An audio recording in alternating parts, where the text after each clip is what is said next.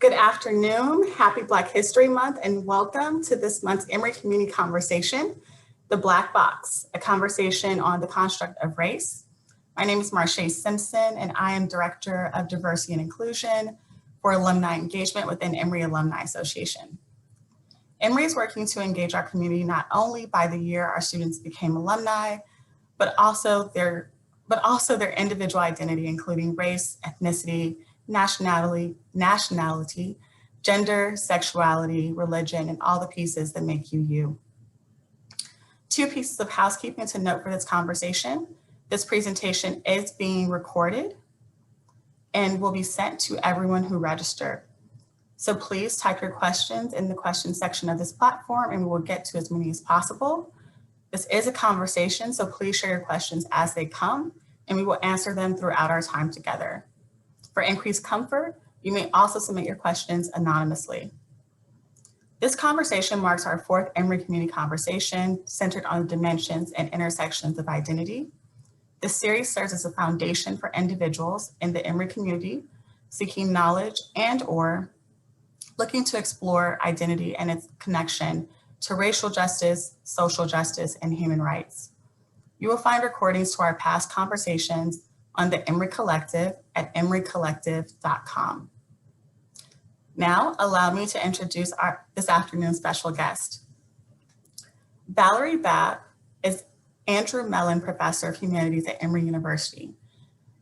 She has joint appointments in the Department of African American Studies and English. Among her publications are A History of the African American Novel and White Visible, The Meaning of Whiteness in American Literature and Culture. Dr. Babb co-authored the book, Black Georgetown Remembered, a record of the often overlooked African American community in one of Washington, D.C.'s most exclusive neighborhoods. As well, Dr. Babb developed the concept for and produced a video by the same name described as the history behind the Oprah Book Club selection, River Crossed My Heart. She has lectured extensively in the United States and abroad and presented a distinguished W.E.B. Du Bois lecture at Humboldt University in Berlin, Germany. Thank you, Dr. Babb, for joining us. Jessica Lynn Stewart is Assistant Professor of African American Studies at Emory University. Her research and teaching focuses on race, place, and political economy, particularly the way socioeconomic context and race intersect to influence public opinion and policy preferences. Professor Stewart is the author of Regional Blackness, Diverging African American Views on Racial Progress in Government Assistance, which was published in the National Political Science Review. Her most recent publication, Moving Up, Out, and Across the Country, Regional Differences and Causes for Neighborhood Change and its Effect on African Americans, appears in the edited volume, Black Politics in Transition. At present, Professor Stewart is working on a book project inspired by her dissertation, tentatively titled Race, Place, and Progress, as it examines how geography and economic restructuring influences American racial progress in the post-civil rights movement era. Professor Stewart is a graduate of Denison University, where she earned a bachelor's degree in philosophy, political science, and economics. She also holds a Master of Science degree in Health Systems Management and completed an administrative fellowship at Mayo Clinic before pursuing a doctorate. Professor Stewart earned her PhD in political science from the University of California, Los Angeles, UCLA. Prior to arriving at Emory, she completed the Anna Julia Cooper Center postdoctorate fellowship at Wake Forest University. Thank you for joining us, Dr. Stewart. And last but not least, Tolton Pace, 2000 college, 2002 Masters of Public Health, works for the City of Atlanta as a senior program manager. Pace's work includes administering federal grant funds on behalf of the city that helps residents, including youth and those with significant barriers, access employment, education, training, and support services so they can succeed in high-quality jobs and careers. Tolton's connection to Emory spans decades and includes a professional return to Emory as Assistant Dean of Admissions and Director of Multicultural Recruitment from 2005 to 2007. as well as a current alumni leadership role as co-president of the Caucus of Emory Black Alumni in Atlanta. Thank you, Tolton, for being here and fulfilling the ask of moderating this conversation. Again, thank you all for making time to be here. And Tolton, I will hand it over to you. Thank you so much, Marche. Super excited to be here today. Thank you, Dr. Babb and Dr. Stewart, for your presence today. Really excited about this conversation, as I think all of our attendees are, and even those who couldn't make it virtually with us today. I think they're excited to hear the replay or catch the airing back of it again online at some point in time, as I've gotten different texts and messages about it. So again, thank you all so much for your presence today. What I'd love to do to kind of get us started, as I was thinking about this conversation and even talking to Marche as we were preparing, and I looked at the title for today, The Black Box. My own Emory experience actually came to mind when I was a student in the college, and I was in the theater department, and one of the classes that I loved to take was theater workshop. And so I got to learn in that setting about the Black Box Theater and what that concept was all about. And so when I saw the title, that immediately came to mind, in the sense that, you know, with a black box theater, it is literally that. It's a four-wall structure, right, that is painted all black. And it's intentionally done that way so that it can be used and designed and decorated and manifested in different ways, depending on what your production is and what the needs of the cast are, right? And so as a foundation for our conversation today, I think that somewhat holds true for us, in the sense that oftentimes we put ourselves in a box, others put us in a box as a race of people. But I want to challenge us today as we go into the conversation to kind of take the limits off of that and to use the black box in this construct as we would in theater, right? To paint it different ways, to go with it in different directions, to make it look and feel and sound in so many different landscapes. So just wanted to kind of throw that out, and as a first question really for both of you today, so that we're all kind of starting from the same place. I would love for both of you to define race, and let's talk about the difference between race and ethnicity. Well, I think perhaps I will defer to my colleague, the social scientist. I'll definitely get us started. So when we think about race, so just going like, how would I explain it to my students? I would say that race is basically just putting people into different categories based on superficial physical features, right?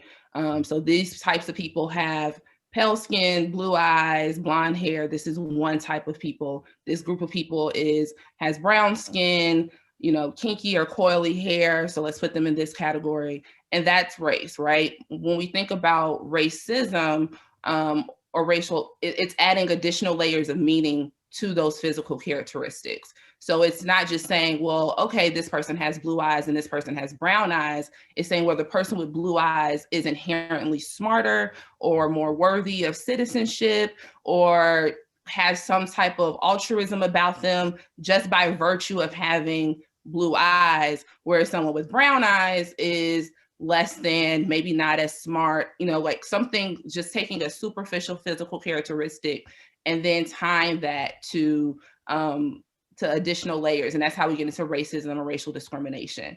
When we think about ethnicity, that's more tied to kind of the culture, the national origin, the affinities you have. That's a little bit deeper than just something superficial. It actually is related to where you come from, and kind of the nuances around places that inform ethnic culture and things and so forth. So that's how I get it started. That was a good one.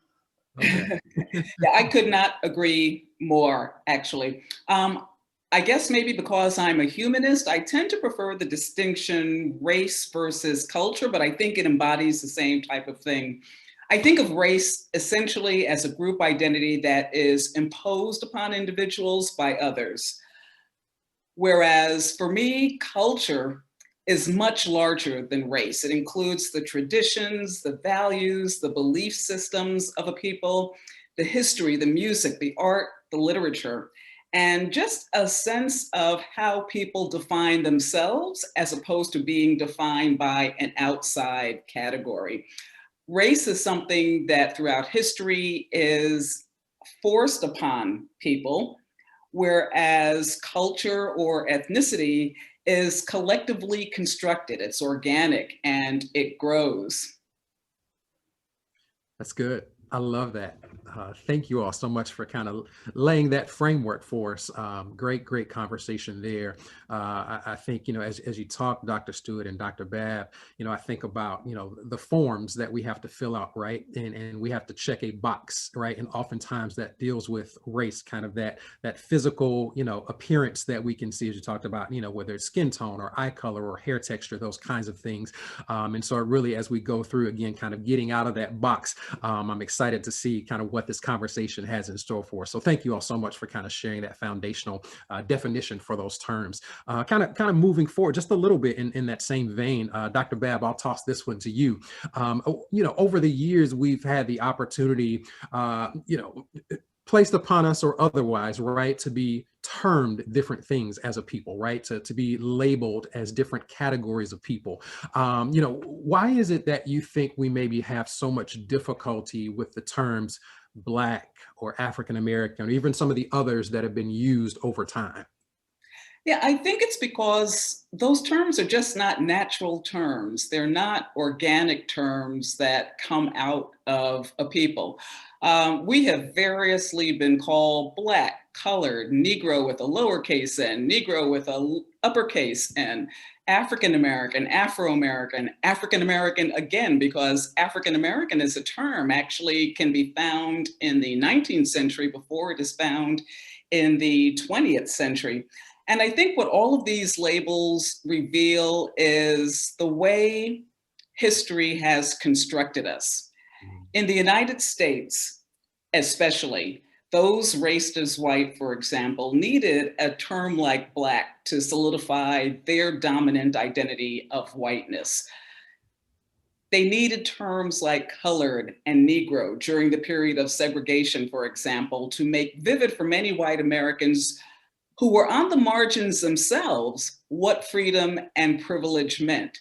And once we see that Black people start to define themselves, we see these designations starting to change.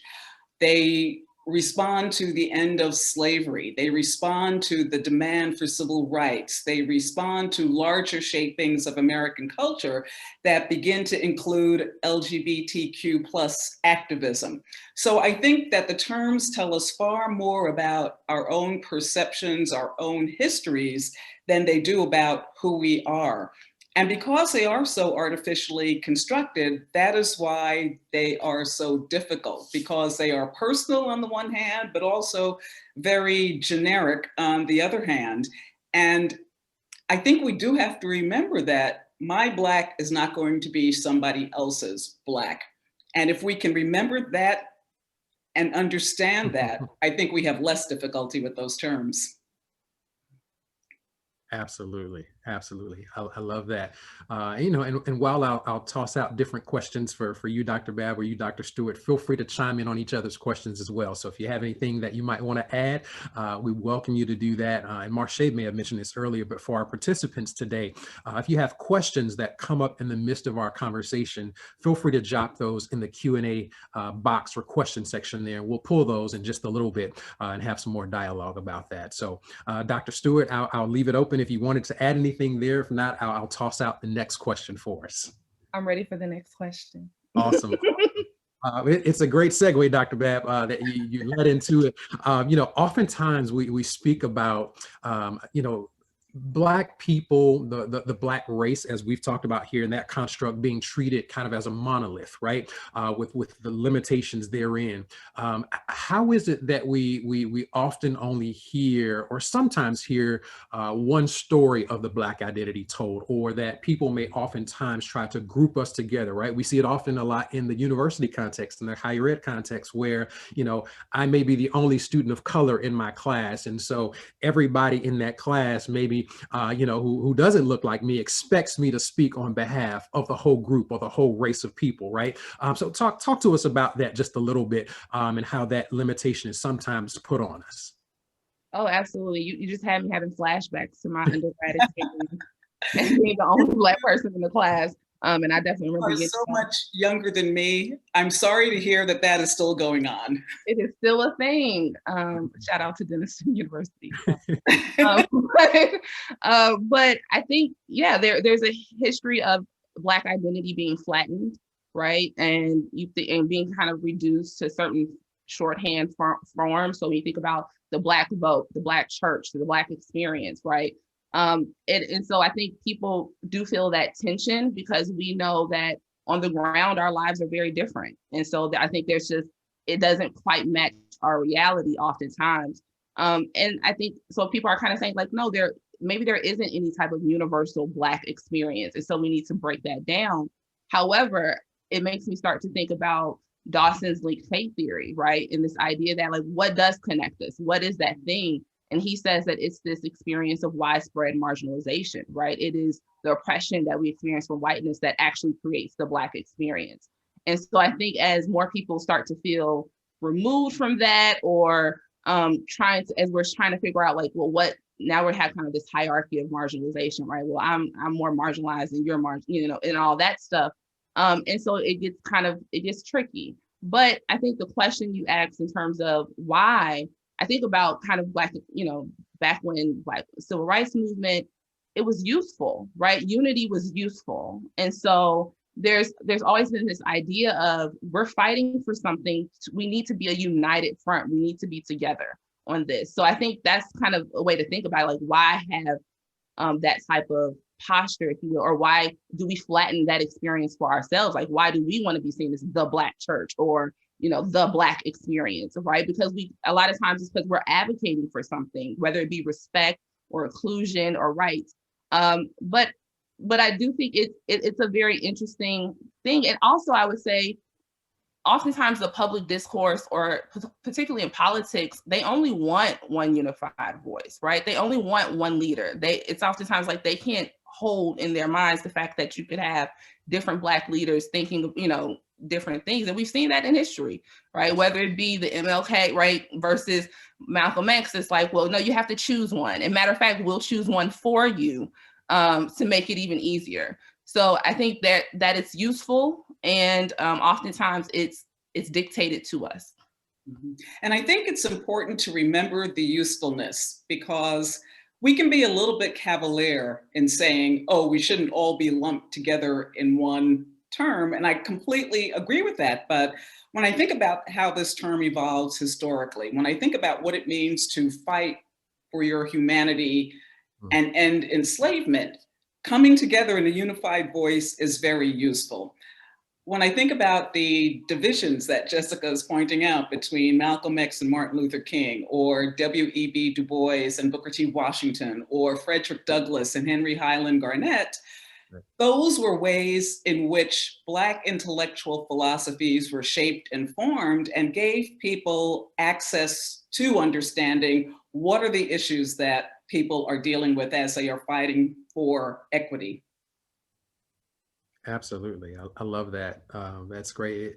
And you hit right at my point, Dr. Stewart, and you picked up on it, Dr. Babb. I was going to kind of follow up with a question, but you already started at it, which is great. And that was, are there any benefits, right? Any usefulness to kind of being grouped or rallying around one particular identity, right? And I think about, federal resources, for example, or federal programming, things along those lines. And we often talk about, even outside of the Black race, right? Looking at those of the Latinx background who come from various countries, but may speak one language in some context, right? So if we're looking at how we're restricted to boxes in that sense, right? Hispanic, but not white, or Hispanic, but not Black as it's currently listed, and folks being grouped, I may be from Colombia or Mexico or, any other, country from a Spanish speaking or Latin descent, but I get grouped all together, right? But still know we have these different identities within that. So again, you kind of started down that road of, while there's the non-positive side of that, there's also some usefulness to it as well. And so I'm glad you guys touched on that. I'm sure we may have some additional questions that may pop in the chat around that. That's definitely an ongoing conversation amongst many groups and circles. To that point, Dr. Babb, I'd love for you to kind of maybe lead us in on this. It's almost as if oftentimes people believe that we can't assume or hold all of our race, our nationality, our ancestry, our cultural identities at the same time, right? Simultaneously. It's almost like, folks force you to choose being one or another. How do we provide folks the space and the room to live out all of their identities, right? And to have pride in those things versus choosing one over the other? For me, that is a matter of that external gaze, constantly trying to define ourselves in terms that were set down by others for us. So if you get rid of the self-consciousness of that external gaze and focus on, yes, well, what does this mean to me? What does this mean to my geography, to my economic situation? I think what comes out of that is much more generative and much, much more meaningful. So I think we really do have to stop evaluating all of these identities in terms of how do they play into, how do they gain the approval of this larger dominant culture? And then that lifts a lot of the tensions. That allows you to then say, yes, I am this and I am this. It's not a matter of choosing. It's not a matter of a kind of false dichotomy by any means. And you can embrace all of those aspects of that identity. That's good. That's good. I like that word approval that you used in there. It's such a weighted word that many of us deal with in so many contexts, right? Whether it's the classroom that we talked about, whether it's the workplace now, so many different ways, and even in some of our own families as well, right? We could talk about that probably for days at a time, whether it's, kind of intra-family conflict about, hair texture or skin tone and all those types of things. A mom, or dad grew up on this side of town versus the other, and what those kinds of things mean in terms of our identity and having to choose one over the other. So thank you for highlighting that as well. To that point, Dr. Stewart, we often hear about intergroup conflict, right? The conflict between, Black people and other races. But, oftentimes there is this kind of intra-group dynamic that happens as well, right? Within our own race, the battles that we have with each other and against each other for different reasons, right? Like some of the ones I just mentioned, even within our own family or our friend circles.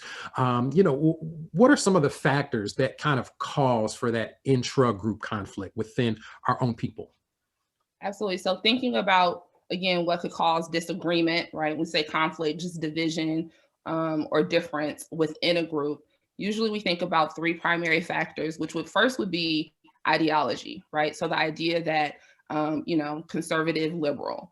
And that's one that I find particularly interesting when we think about African Americans, because we have such a strong allegiance to the Democratic Party. We don't always think about our ideological cleavages within the community. So you could have someone who, again, has voted Democrat, consistently since, for 30 years or whatever, but still is very conservative, right? And I think, and oftentimes we don't think about that as being, the Black church lady who's very much, social conservative, but maybe a fiscal liberal, right? Or someone who's more on the other side, right? The rich, CEO, Black CEO, who's maybe a fiscal conservative, but socially liberal. So that's kind of one of the main areas that there could be this intra-group differences. And you would see that play out in terms of like support for government assistance, right? And so how Blacks can be divided on an issue like that, again, based on their ideological cleavages, not necessarily based on their political party alignment, right? Mm-hmm. The other one would be socioeconomic status. So just, rich Black people versus poor Black people, right? That could be another way in which we are divided. And again, that could have real meaningful impacts in terms of how you view policy, right? Again, although we all vote Democrat, those types of income inequality within our group can lead to those types of policy preference differences. And then think about education, right? So higher educated versus lower education, or maybe like a high school diploma only versus your PhD group, right? Or bachelor's and above. So there's these slight differences, again, that can create a difference in your overall socioeconomic status. which then influences and shapes how you view and how you think about different things.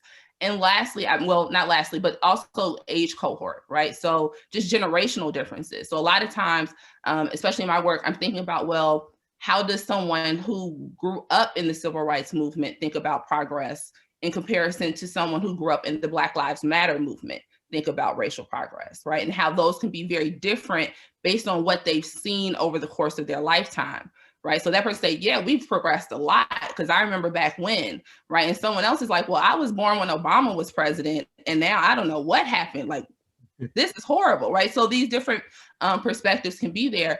And what I try to center in my work is place, right? That place can dramatically influence this intergroup conflict. And I always say, well, does a Black woman on the South Side of Chicago think the same about racial progress as a Black woman who's living in Buckhead in Atlanta? I don't think so, right? Because literally what they're seeing on their day-to-day route, to and from work is very drastically different. And again, that can have meaningful influences on their policy preferences, right? Why would some Blacks be all for gun control, right? Yeah. Whereas you could live somewhere else where they're like, no, we love guns. We go shooting on the weekends. Like, this is a thing for us, right? But we don't think about those differences based on, again, being a Black person in West Virginia versus being a Black person in East LA. So you just never know. And that's kind of, again, where those intra-group conflicts start to happen because of whether it be ideology, socioeconomic status, age cohort, where you live. And then we haven't even gotten to like nation of origin, right? So think about like the Black immigrant experience and how that can also cause divisions within the group. That's good. I love that. Thank you. Dr. Babb, did you want to add anything to that? Yeah, I think it's the kind of unstated question nobody likes to talk about, but I think the color hierarchy is also a large part of the intragroup tensions. And most recently, I've been following the whole kerfluffle, I guess I'll call it, over Bridgerton and the television series and the question of colorism within there. And I thought it's kind of ironic in some sense that the show is attempting to try a cutting edge revisioning of what Blackness looks like, but still falls into the same kind of traditional definitions and traditional hierarchies. So that, I think, is another issue that is pretty endemic and one that I would love to see us free ourselves from so that we can embrace all of the beauty that is us. That's good. I love that. And you all kind of hit on something I started to think about in the midst of your responses, and that is, thinking through pop culture, right? Certainly there's music and videos and those kinds of things, but, just from a movie and TV show perspective, right? As you mentioned, Dr. Babb, I think about, again, we can go way back as far as, the 60s and the 70s with shows, whether it's like an Amos and Andy or Sanford and Son, coming up to something like a Blackish or Black AF. And just, a little bit, just your personal thoughts on maybe how some of those shows over time, have either positively, promoted this group dynamic, right, in terms of sparking conversation, or whether it's negatively affected for whatever reason, right? Whether that's, again, the color hierarchy or other things that may cause those conflicts. So just any personal thoughts on that? I would start, whenever this question makes me think of, I don't know if we can talk about the Cosby Show, right? And the idea that, there are people on both sides who say this clearly did not represent the average Black experience in America. And there were a lot of things that were left out that people were dealing with in the 80s that just were not included. And whereas you have some other people, I believe it was like, I think Hill Harper, he kind of saying like, well, that was my family. Like, I was happy to see myself reflected on the screen. So I think there's always going to be that tension of, do we show, the majority, or do we show the exception, and which one serves us better? And I don't know if there's a settled, agreement on that. But I think that tension is there almost in everything. And I don't even want to hear about the Bridgerton stuff because I like it. And so I'm nervous now. Like, and I think but I think that's related, because sometimes you hear these critiques and it takes away almost like we don't have the right to just sit and enjoy something, but because there's always some type of social context that's Yes. underlying that we have to consider. And we're like, is this right to listen to? Is this wrong to listen to? Right? Whether it's rap music, right? And it's like, oh, I'm a feminist, but I like this song, right? So you just don't know where to put it all the times. And that's kind of a part of the Black experience. There always being that kind of double consciousness that you have to have. Right. And going back to your point earlier about just the sheer lack of representation in so many of these things, I think that's a major problem. When the Cosby Show has to carry the weight, all of the weight of Black history, Black culture, that's a problem. I remember a show, Frank's Place, that starred Tim Reed. I'm definitely dating myself here. You all probably have never heard of it. But it was a show that attempted to be complicated. A Black professor from New England, his father dies in New Orleans, and he goes back to take over the father's restaurant. And this Black professor, I think, was a professor of 18th century classical studies or something, very, very arcane, intentionally so, just to show the differences and the different perspectives. And he takes his Northeastern experience, brings it to Louisiana, and the tensions that arise, the kind of evocations of different traditions that are there really showed a varied, complicated Blackness. And I don't think we allow for that to happen enough in our popular representations. Every time a Black show comes out, we ask, what is its significance? What does it represent? And it goes back to that whole question again of the external gaze. Who are you asking that question for? And going back to Jessica's point, why can't we just sit and enjoy it? Why do we have to analyze it? And I think part of that is because it has just been burdened with carrying so much. The same thing happens with Black art. The same thing happens with Black writing. And it just is a case of you can't express your experience. You also have to represent that experience. And until that stops, I don't think we will have a level playing field in our popular expression at all. Good. Wow. Thank you so much. Absolutely. Great insight. Yes, picking your battles, seeing the diaspora represented, it's any given day, right? We can fluctuate from one end to the other. So I love it. Thank you so much. Great conversation. I see some questions that are popping in. So I'll toss out one more for both of you, and then we'll kind of shift to the chat where some of our watchers, our participants for the day have thrown in some questions for us. There is sometimes a reference to the Black community, and we kind of hit on this a little bit earlier in terms of unity and rallying around a cause, but sometimes there is reference to the Black community not being as tight-knit as other racial groups. Do you believe this to be true? If so, why? If not, why not? And if true, how do we get there if that is the case from your perspective? I have always felt that was more of an exaggeration than an actuality. I just think about all of the small business owners that I have known throughout life who have collected money for a variety of social justice causes, or even from like the civil rights era where they were collecting bail money to get people out of jail, versus collecting money today to help people who are really suffering with pandemic challenges. I just don't know that the fracturing of Blackness is as real as many people like. And similarly, I don't know that the unity of other groups is as real either. If you look at the experience of South Asians versus Asian Americans, for example, night and day, very different economic classes, very different experiences. To use a popular example, think about Crazy Rich Asians. Think about how some Asians in that movie were portrayed versus how other Asians in that movie were portrayed. So I don't know that tightness amongst other racial groups also is as factual as we would like to think that it is.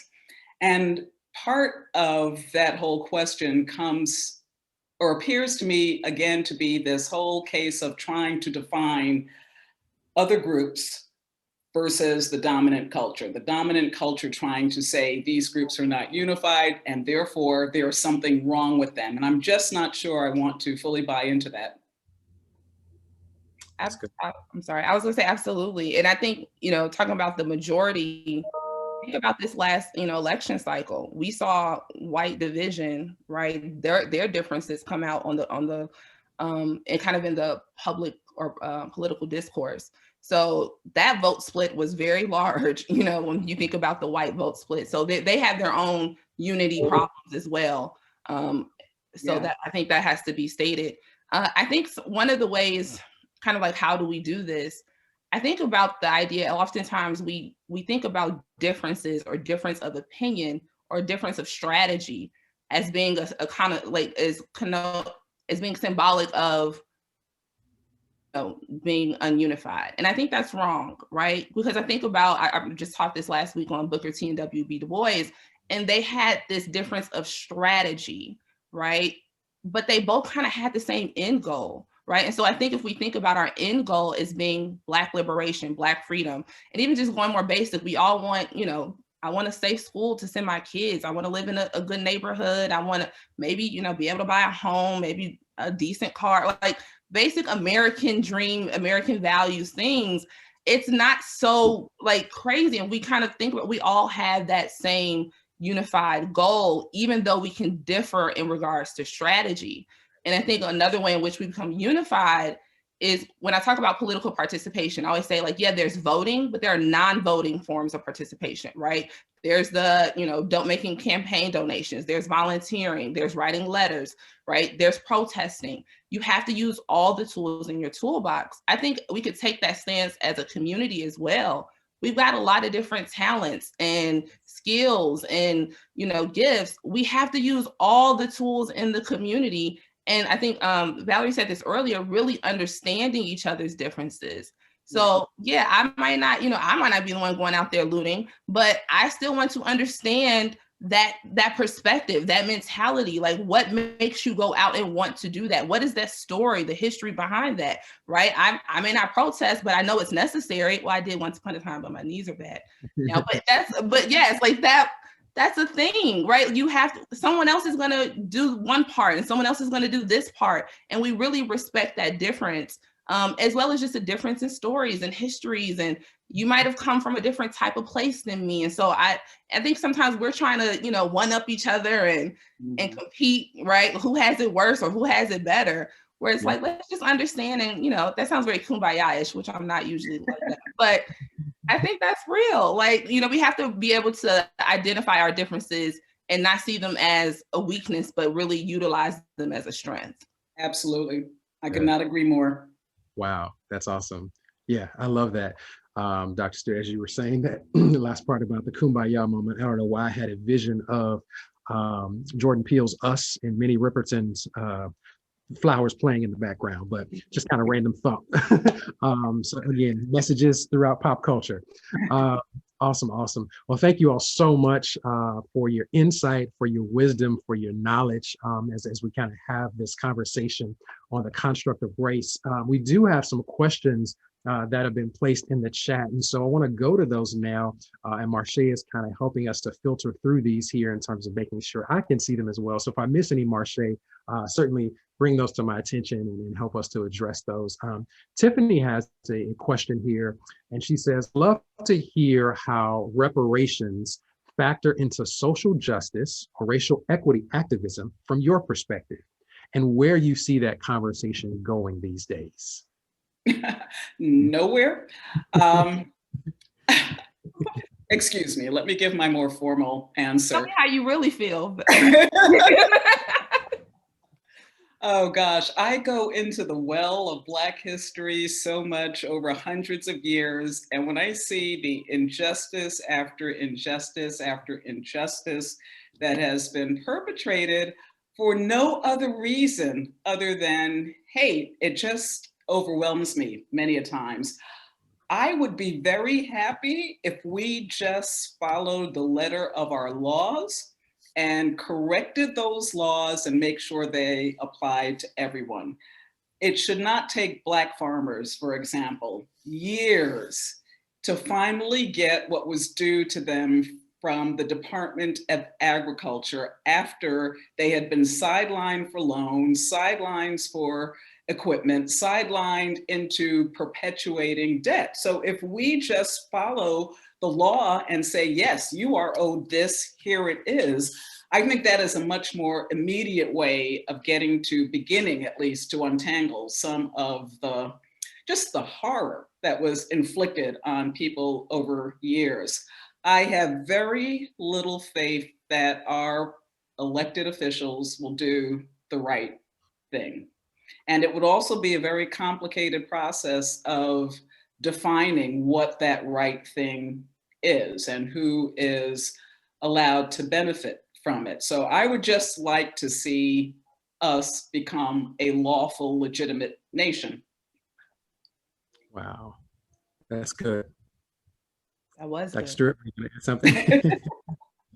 Okay, I will see you all later. Like on that note. Well, I think in regards to reparations, a couple of thoughts. One is, I think Valerie hinted at this. It's not a gift. It's not something that, it's not a handout. It is owed, right? And I think when you really start to study the just continuous racial projects that the government has engaged in, whether we're talking about FHA loans and discrimination and back in, literally subsidized. I tell people the biggest projects in the United States is the suburbs. Like the government subsidized the suburbs. You live in the projects if you have your cookie cutter home and you're white in the suburbs that your grandparents passed down to you, right? Those were all subsidized communities by the government. And so when we think about these very horrific things that were done, and often in the name of profit, right? And often in the name of white economic mobility. And when we make that clear, so this isn't, again, a gift. You're not, you messed people's lives up. Like you really did some damage and that's wrong, right? And I think just framing it in that way, because oftentimes what we saw, particularly thinking about the 80s, when you have the welfare queen, right? And Black people adopted that type of mentality. Oh, they just want to hand out. It's like, what? Are you crazy? Like, that's the least, right? The least you could do, right? And so I think we have to, again, get our framing around that a lot better. And then also just thinking about the practicality of reparations. I think reparations sounds like such a big term, right? Kind of similar to like defund the police, reparations, right? When really it's like, okay, let's see if we could shift dollars away from, militarizing the police to mental health services. That sounds a lot better, right? And think about reparations. How are we framing that conversation? Like, let's be specific. Let's be like we're talking about. Let's think about student loan debt for people of color, right? Let's think about some loans, farmers, and them getting some subsidies. Or let's think about what kind of tax incentives we can do to kind of address for renters, right, who kind of are overwhelming people of color who haven't had access to home ownership. How do we think about ways to finally give them a leg up in the home buying atmosphere? So I think just having very concrete, specific things that we're asking for that are data driven, right, and based on a historical analysis of what debt is to be owed, then we get to a point where it's not just this fluffy reparations, right? Instead, it's like, no, A, B, C, and D needs to be done by March on 2020. We get down to the metrics of it so that it's real for people. Right. I love that. Absolutely. Absolutely. That's a whole nother conversation, Marche, land and leverage that we could talk about. And yeah, absolutely. So and maybe a part two. We'll see what we can do. I love it. I'm gonna drop to the next question here, and either one of you, of course, feel free to jump in. This one says, I spent my whole life because of the way I was raised, not classifying people into Black, white, Asian, Hispanic groups, etc. Everyone I counted was simply people. But recently, when the Black Lives Matter movement came to the forefront, I realized in doing that, I did not see the injustice that was happening in the world. I know you spoke to this a bit, but as a half European Caucasian, and the other half Middle Eastern woman, I'm classified as white. And I'm not sure how to see us all as the same and united and still be aware of the injustice happening all around me. So just any thoughts on that statement in terms of what she's grappling with there? In many ways, I think the answer to that question is in the question, in that I don't know that we all have to be seen as the same. What we need are laws and policies that allow us to have equal access to education, to housing. And I think we need to stop reaching for these ideals where, going back to Jessica's kumbaya moment, and just focus on the basics. Because if we focus on the basics, the ideals and the larger stuff will fall into place. If we make sure that educational institutions are funded equally, so much will fall into place. If we make sure that people have equal opportunity to be able to buy or rent also, because I'm not even sure that the model of home ownership is for everyone, but that people have access to safe, secure shelter, a lot of the other, well, how do I understand another person comes into place. If we broaden what our curricula are in our educational institutions, that goes a long way to fostering the understanding that this person is talking about. So again, I just keep urging that we look at the systems that we already have in place and how to make those better. And I do really admire the thoughtfulness of that question, because that says to me, here is someone who is thinking about themselves in relation to other people. And that is fundamentally also the first step. Absolutely. Love that. And I'll follow that up with another one that kind of ties in, and you've kind of addressed it, but if there's any more to add, feel free. Someone says, one of my friends who's an artist, a former Fulbright scholar, and a Black woman argues that the concept of race is a false belief. And because it is so often weaponized, should it be done away with? Just some thoughts on that. So part 3, right? Okay.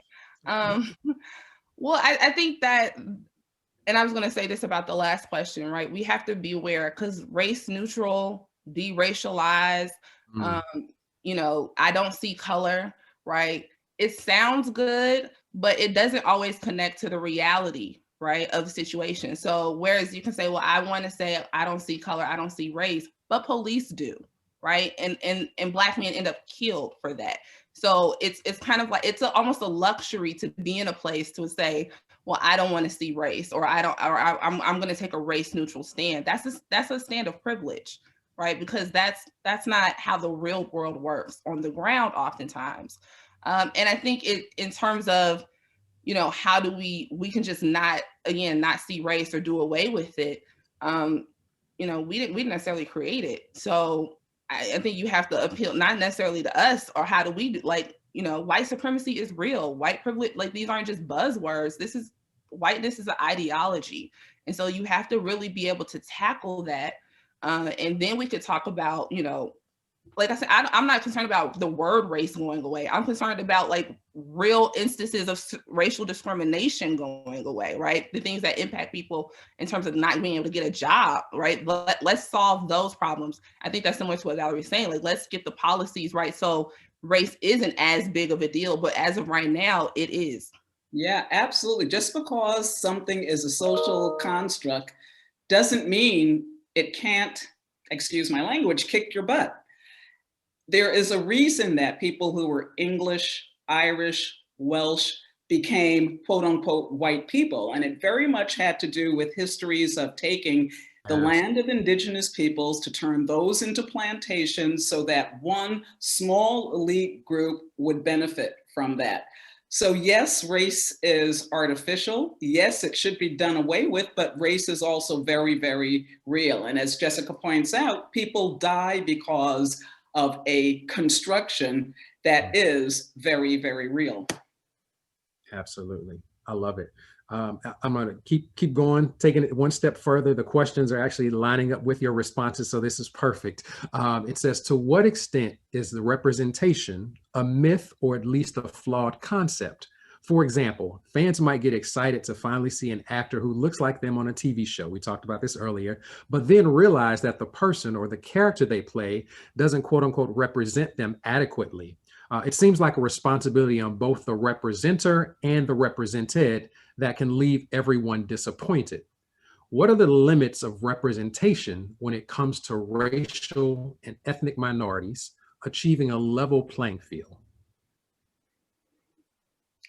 The fact that we use, oh, I'm sorry, Jessica, did you want to? Oh no, I don't know if I had much, but I thought about this idea of like descriptive versus substantive representation, right? And so kind of this is what this question is getting at. What happens when you have descriptive representation, but you realize, once you look beneath the hood, it may not be as substantive as you thought it would be. And I think that's a tension that's there. And some people would say, well, just to have the descriptive representation at all is a step in the right direction. Whereas somebody else may say, well, if it's not substantive representation, then I don't want it, right? And I think oftentimes that happens, particularly in pop culture, where it does feel like, well, we want to have the first, but what if the first makes us look bad, right? And then it's like, but at least it's the first. So I don't know which one is better. And I teach a class called Black Capitalism, Culture, and the Movement. And we kind of deal with some of those topics, right? Like, what does it mean to have, Bob Johnson be the first, Black billionaire or whatever, right? Like, but what does that mean? Like, what does that mean substantively? What does Oprah mean substantively for Black communities? Or is it just the fact that she exists, right? Or the fact that they exist, is that enough? Yeah. And I think the problem is that we keep using representation in the singular, and we need to start thinking about representations. There is recently, I think I have seen the most number of videos, films dealing with Black cultural history. The recent, I'm blanking on the name, the recent movie about Fred Hampton. The Five by Spike Lee, right? All of this. And I thought, well, yes, everybody's saying that this is a response to what happened in 2020.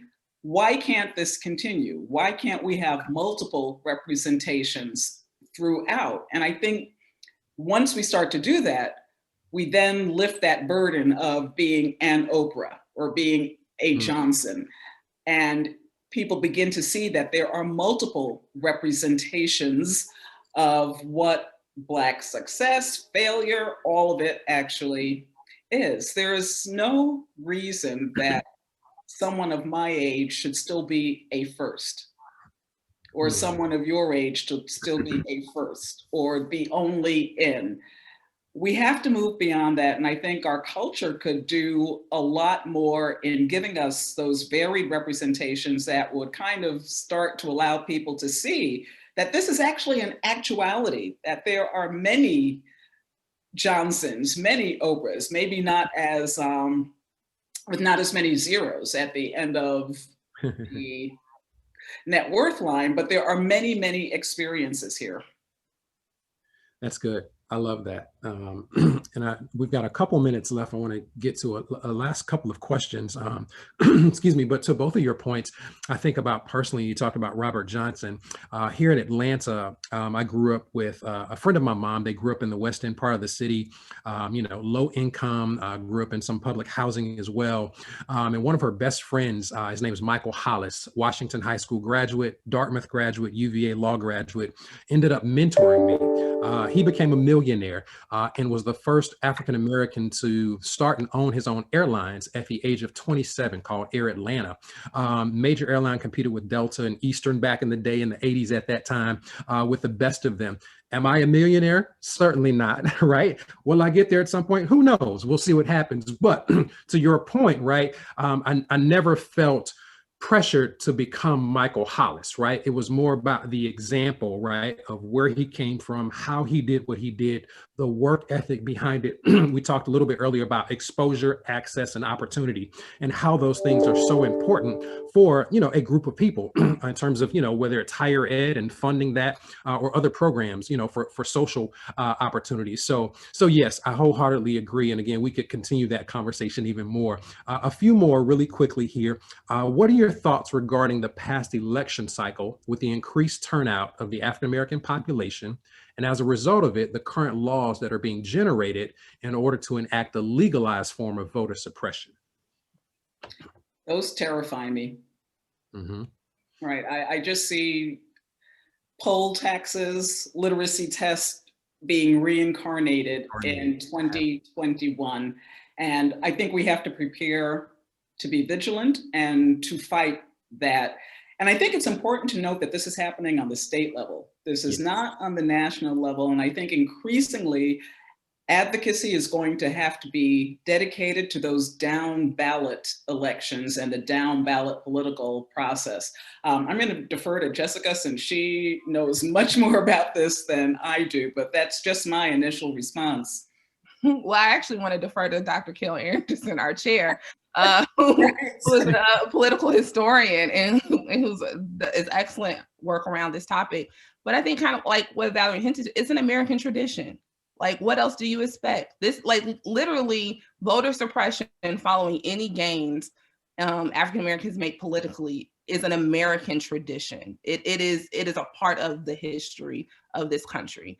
Whether you want to look at, you know, kind of the Black codes that come after Reconstruction, or you want to think about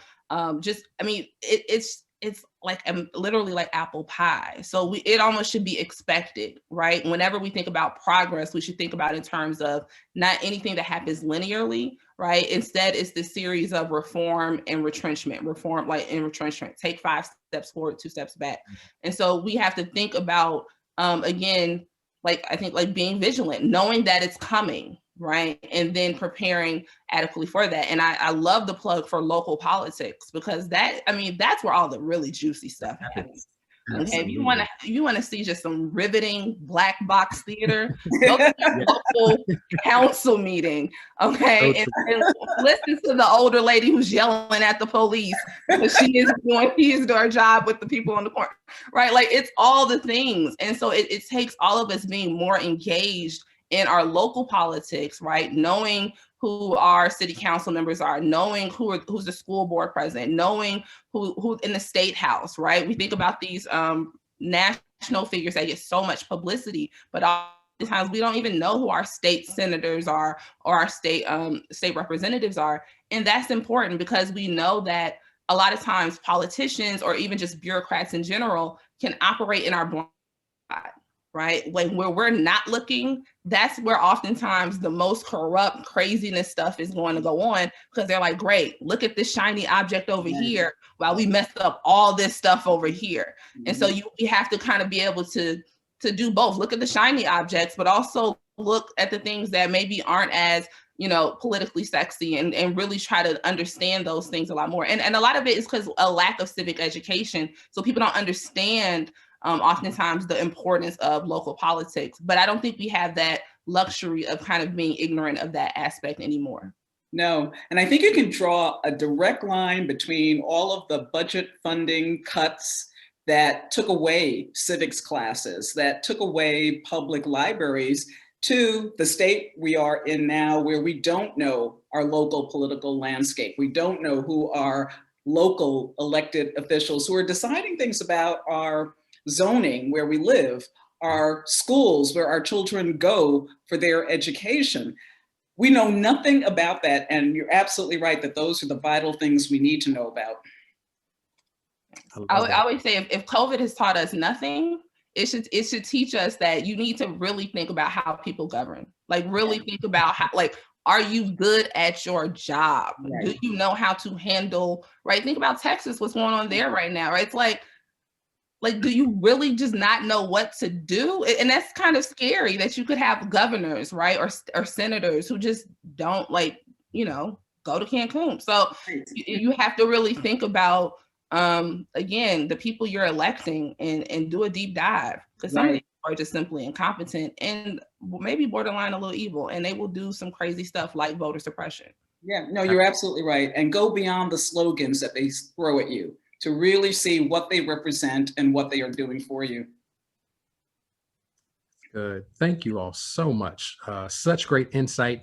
I love the perspectives that you all brought to the table based on your research, based on your life experience, based on just interactions with your students and your colleagues and faculty members. So thank you so much for that. I know there were questions that we did not get to, unfortunately. Hopefully we can have an extended maybe conversation or do a part 2 to this conversation. I saw some things in the chat I was kind of monitoring here or there with Marche's help that really spoke to even increasing, quote unquote, the diversity of this panel, right? And we could talk about that and what that looks like, right? Because one, picture this, right?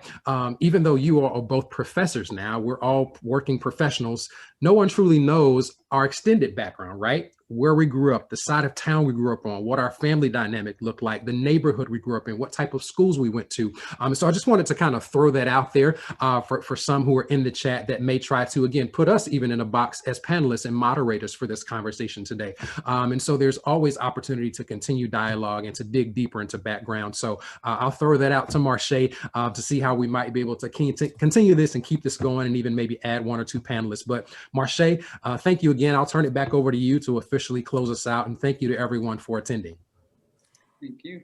Tolton, thank you so much, Dr. Babb, Dr. Stewart. I am amazed at you all. So thank you so much for a very important conversation. Like we said, we weren't able to get to all the questions, but I think that signifies we need a part 2 of this discussion.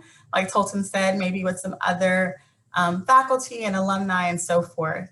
But thank you all so much for joining us today. To our audience, thank you for joining us and taking the time to be here. We do have a few upcoming conversations or events coming your way. Tonight, there's a conversation on food insecurity on civic dinners on our Emory Civic Dinners page, so civicdinners.com/Emory, as well as a wonderful conversation next week with Candace Hollingsworth, 04 College, who's the national co-chair of our Black Party.